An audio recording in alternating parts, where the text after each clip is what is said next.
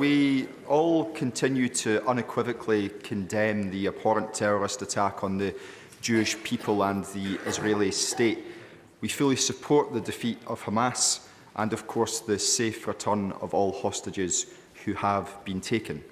So too, I hope, do we all share the same common humanity of protecting civilians and condemning any acts of collective punishment against the Palestinian people.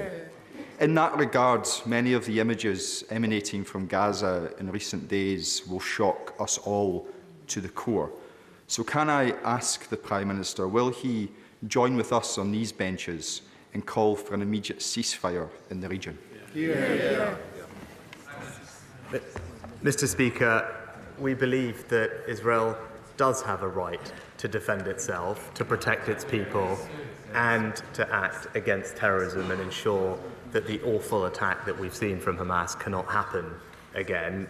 And unlike Hamas, the Israelis, including the President, have made it clear that their armed forces will operate in accordance with international law, and we will continue to urge the Israelis to take every precaution to avoid harming civilians.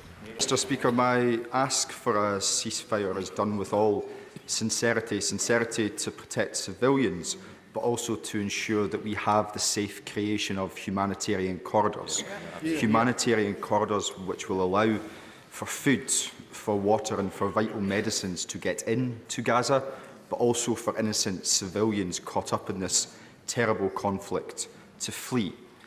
In respect of those who wish to flee, can I ask the Prime Minister what early consideration, if any, his government has given to the creation of a refugee resettlement scheme akin to that previously put in place for Syrian nationals, Afghani nationals and, of course, Ukrainian nationals? Mr. Speaker, I'm proud that we are already one of the most significant contributors to the United Nations efforts to support Palestinian refugees, and